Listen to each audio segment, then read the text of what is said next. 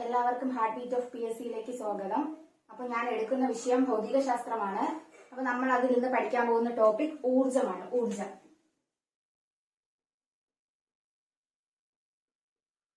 ഊർജത്തെ കുറിച്ച് കുറച്ച് കാര്യങ്ങൾ കഴിഞ്ഞ വീഡിയോയിൽ പറഞ്ഞിട്ടുണ്ടായിരുന്നു. ജസ്റ്റ് അതും കൂടെ ഒന്ന് പറയാം.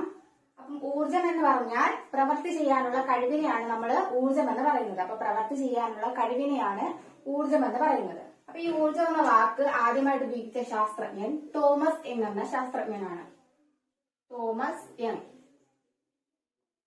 അപ്പം ഊർജം എന്ന പദം ആദ്യമായിട്ട് ഉപയോഗിച്ച ശാസ്ത്രജ്ഞൻ തോമസ് യങ് എന്ന ശാസ്ത്രജ്ഞനാണ്. ഇനി ഈ ഊർജത്തിന്റെ SI യൂണിറ്റ് എന്ന് പറയുന്നത് ജൂൾ. അപ്പം ഊർജത്തിന്റെ SI യൂണിറ്റ് എന്ന് പറയുന്നത് ജൂൾ. ജൂള് വേറെ ഒന്നിന്റെ കൂടെ യൂണിറ്റ് ആണ് പ്രവൃത്തി. അപ്പൊ പ്രവൃത്തിയുടെ യൂണിറ്റും ജൂളാണ്. ഊർജത്തിന്റെയും SI യൂണിറ്റ് എന്ന് പറയുന്നത് ജൂളാണ്. അപ്പൊ അത് ഓർമ്മിച്ച് വെച്ചിരിക്കുക. അടുത്ത് CGSലെ ഊർജത്തിന്റെ യൂണിറ്റ്. CGSലെ ഊർജത്തിന്റെ യൂണിറ്റ് എന്ന് പറയുന്നത് എർഗ്.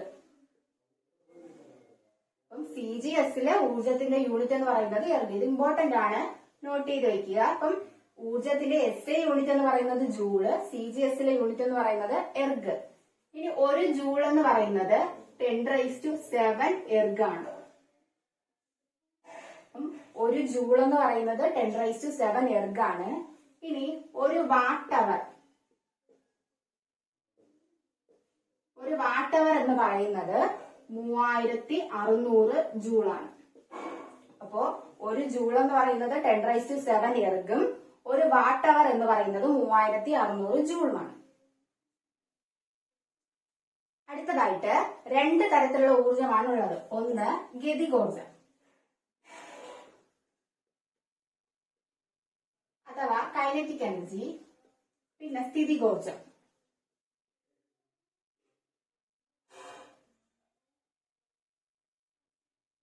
പൊട്ടൻഷ്യൽ എനർജി എന്ന് പറയും. അപ്പോൾ രണ്ട് തരത്തിലുള്ള ഊർജം, ഗതികോർജവും സ്ഥിതികോർജവും. ഇനി നമുക്ക് ഇതിന്റെ ഡീറ്റെയിൽ ആയിട്ട് കുറച്ച് കാര്യങ്ങൾ പഠിക്കാം. അപ്പൊ ഗതികോർജം എന്ന് പറയുന്നത് ഒരു വസ്തുവിന് അതിന്റെ ചലനം കൊണ്ട് ലഭ്യമാകുന്ന ഊർജത്തിനെയാണ് നമ്മൾ ഗതികോർജം എന്ന് പറയുന്നത്. അപ്പൊ ഗതികോർജം എന്താണ്? ചലനം കൊണ്ട് ഉണ്ടാകുന്ന ഊർജം. അപ്പൊ അതേസമയം സ്ഥിതികോർജം എന്ന് പറയുന്നത് ഒരു വസ്തുവിന് അതിന്റെ സ്ഥാനം കൊണ്ടും രൂപമാറ്റം കൊണ്ടും. അപ്പോ സ്ഥിതികോർജം എന്ന് പറയുന്നത് ഒരു വസ്തുവിന് അതിന്റെ സ്ഥാനം കൊണ്ടും രൂപമാറ്റം കൊണ്ടും ഉണ്ടാകുന്ന ഊർജമാണ് സ്ഥിതികോർജം. അപ്പൊ ഗതികോർജം എന്ന് പറയുന്നത് ഒരു വസ്തുവിന് അതിന്റെ ചലനം കൊണ്ട് കിട്ടുന്ന ഊർജം. അപ്പൊ ഗതികോർജത്തിന് എക്സാമ്പിൾ ഏതൊക്കെയാണെന്ന് ചോദിച്ചാൽ പായുന്ന ബുള്ളറ്റ്, പിന്നെ മുകളിൽ നിന്ന് വീഴുന്ന വസ്തുക്കൾ, ഒഴുകുന്ന ജലം, അവയൊക്കെ ഗതികോർജത്തിന് എന്താണ്? എക്സാമ്പിൾസ് ആണ്. സ്ഥിതികോർജത്തിന് എക്സാമ്പിൾ ഏതൊക്കെയാണെന്ന് ചോദിച്ചാൽ ഒരു ഡാമിൽ കെട്ടി നിർത്തിയിരിക്കുന്ന ജലം, ജലസംഭരണിയിൽ കെട്ടി നിർത്തിയിരിക്കുന്ന ജലം, അതൊക്കെ സ്ഥിതികോർജത്തിന് എക്സാമ്പിൾ ആണ്. ഇനി രൂപമാറ്റം കൊണ്ട് സ്ഥിതികോർജത്തിന് ലഭ്യമാകുന്ന ഊർജത്തിന് എക്സാമ്പിൾസ് ആണ്. ഒന്നെന്ന് പറയുന്നത് നമ്മളിങ്ങനെ റബ്ബർ ബാൻഡ് വലിച്ചു പിടിച്ച് നിർത്തുമ്പോ, പിന്നെ സ്പ്രിങ് അമർത്തുകയോ വലിക്കുകയോ ചെയ്യുമ്പോ, അതൊക്കെ രൂപമാറ്റം കൊണ്ട് ഉണ്ടാകുന്ന സ്ഥിതികോർജത്തിന് എക്സാമ്പിൾസ് ആണ്. ഇനി നമുക്ക് ഗതികോർജത്തിലേക്ക് കടക്കാം.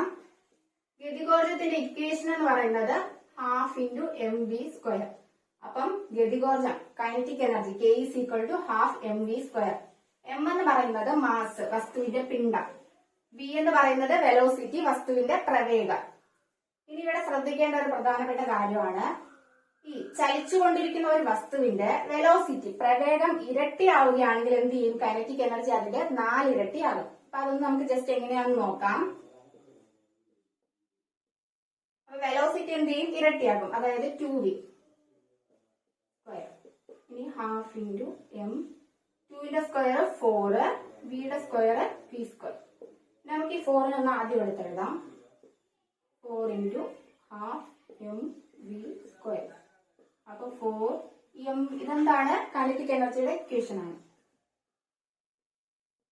അപ്പോ ചലിച്ചുകൊണ്ടിരിക്കുന്ന ഒരു വസ്തുവിന്റെ വെലോസിറ്റി ഇരട്ടിയാവുകയാണെങ്കിൽ എന്ത് ചെയ്യും? അതിന്റെ കൈനറ്റിക് എനർജി എന്താകും? 4 ഇരട്ടിയാകും. ഇനി ഇവിടെ ശ്രദ്ധിക്കേണ്ട ഒരു കാര്യം, ഒരു വസ്തുവിന്റെ ഭാരവും വേഗതയും, അതായത് മാസും വെലോസിറ്റിയും കൂടുകയാണെങ്കിൽ എന്ത് ചെയ്യും? കൈനറ്റിക് എനർജിയും കൂടും. അതും ഒന്ന് ഓർത്തു വെച്ചിരിക്കുക. അടുത്ത സ്ഥിതികോർജം. സ്ഥിതികോർജത്തിന്റെ ഇക്വേഷൻ mgh. ഇവിടെ m എന്ന് പറയുന്നത് വസ്തുവിന്റെ മാസ്, അതായത് വസ്തുവിന്റെ പിണ്ഡം. G എന്ന് പറയുന്നത് ആക്സിലറേഷൻ ഡ്യൂ ടു ഗ്രാവിറ്റി ആണ്, ഭൂഗുരുത്വം മൂലമുള്ള ത്വരണം. H എന്ന് പറയുന്നത് ഹൈറ്റ്, ഉയരം. അപ്പൊ ഇത് ഇക്വേഷൻ ഒന്ന് ഓർത്ത് വെച്ചിരിക്കുക. ഇനി ഇവിടെ സ്ഥിതികോർജത്തില് ഒന്ന് നോട്ട് ചെയ്യേണ്ട പ്രധാനപ്പെട്ട കാര്യം, ഉയരം കൂടുന്തോറും സ്ഥിതികോർജം എന്ത് ചെയ്യും? കൂടും. അപ്പം ഉയരം കൂടുന്തോറും പൊട്ടൻഷ്യൽ എനർജി അഥവാ സ്ഥിതികോർജം എന്ത് ചെയ്യും? കൂടും. അപ്പൊ അതേസമയം ഇവിടെ കൈനറ്റിക് എനർജി ഗതികോർജത്തിൽ വരുമ്പോ ഉയരം കൂടുന്തോറും കൈനറ്റിക് എനർജി എന്ത് ചെയ്യും? കുറയും. അപ്പോ ഉയരം കൂടുന്തോറും കൈനറ്റിക് എനർജി കുറയും, പൊട്ടൻഷ്യൽ എനർജി എന്ത് ചെയ്യും? കൂടും. അപ്പൊ അത് ഓർത്ത് വെച്ചിരിക്കുക. അടുത്ത, തറയിലിരിക്കുന്ന ഒരു വസ്തുവിന്റെ സ്ഥിതികോർജം എന്താണ്? 0 ആണ്. അപ്പം തറയിലിരിക്കുന്ന ഒരു വസ്തുവിന്റെ സ്ഥിതികോർജം എപ്പോഴും എത്രയായിരിക്കും? 0 ആയിരിക്കും. ഇനി നമുക്ക് കുറച്ച് ഊർജ സ്രോതസ്സുകളെ പറ്റി നോക്കാം. അപ്പൊ 2 തരത്തിലുള്ള ഊർജ സ്രോതസ്സുകളാണുള്ളത്. ഒന്ന് പുനഃസ്ഥാപിക്കാൻ കഴിയുന്നത്. ഇത് സാധ്യമല്ലാത്തത്. അപ്പം 2 തരത്തിലുള്ള ഊർജ സ്രോതസ്സുകൾ, ഒന്ന് പുനഃസ്ഥാപിക്കാൻ കഴിയുന്നതും പുനഃസ്ഥാപിക്കാൻ കഴിയാത്തതും. അപ്പൊ പുനഃസ്ഥാപിക്കാൻ കഴിയുന്നതിന് എക്സാമ്പിൾ ആണ് തിരമാല, പിന്നെ ബയോമാസ്, ബയോഗ്യാസ്.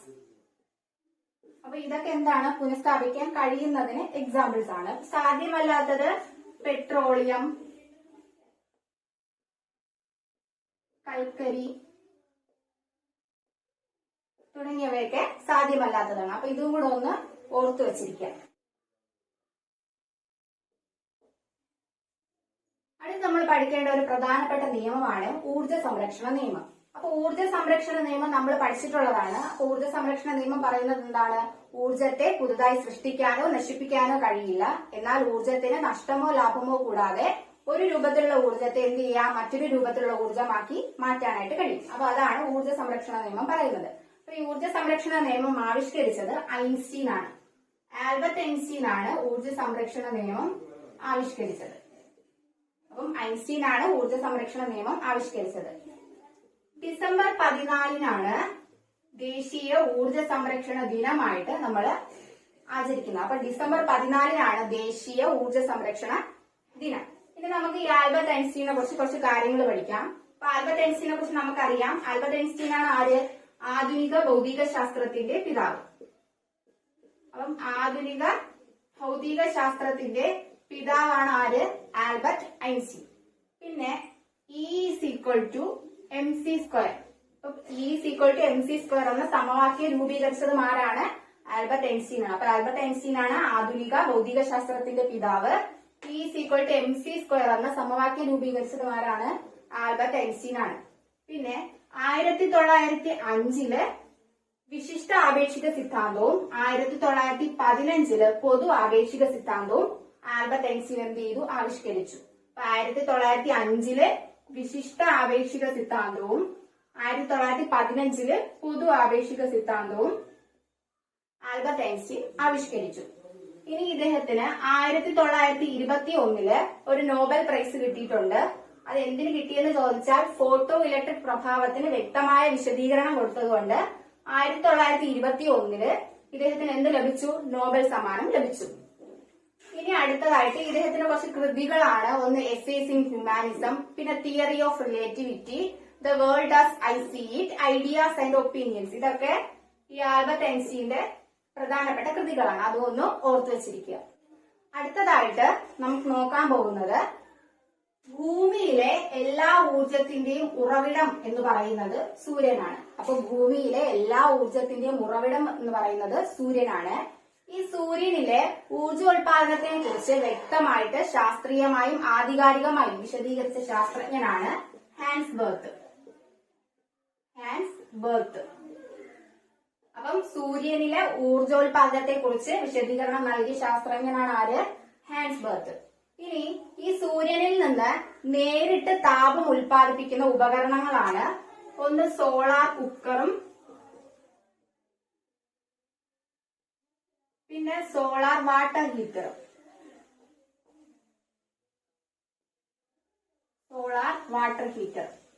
അപ്പോ സൂര്യനിൽ നിന്ന് നേരിട്ട് താപം ഉൽപ്പാദിപ്പിക്കുന്ന ഉപകരണങ്ങളാണ് സോളാർ കുക്കറും സോളാർ വാട്ടർ ഹീറ്ററും.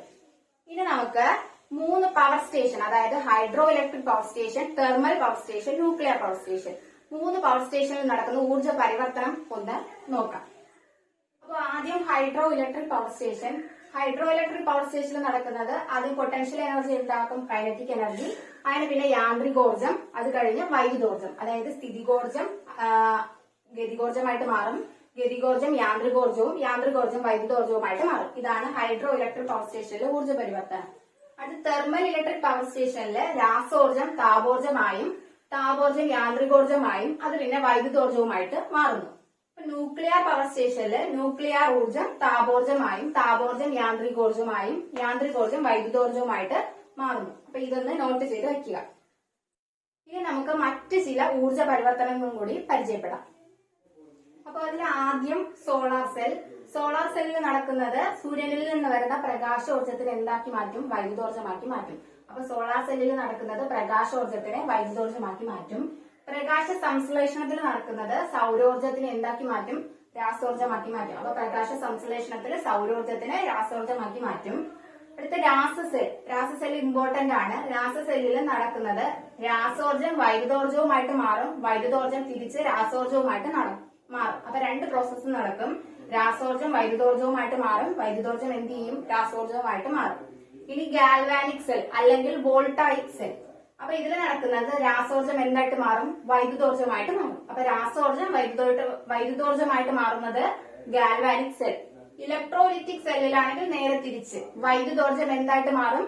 രാസോർജമായിട്ട് മാറും. ഇനി വൈദ്യുത ജനറേറ്റർ. വൈദ്യുത ജനറേറ്ററിൽ എന്ത് നടക്കും?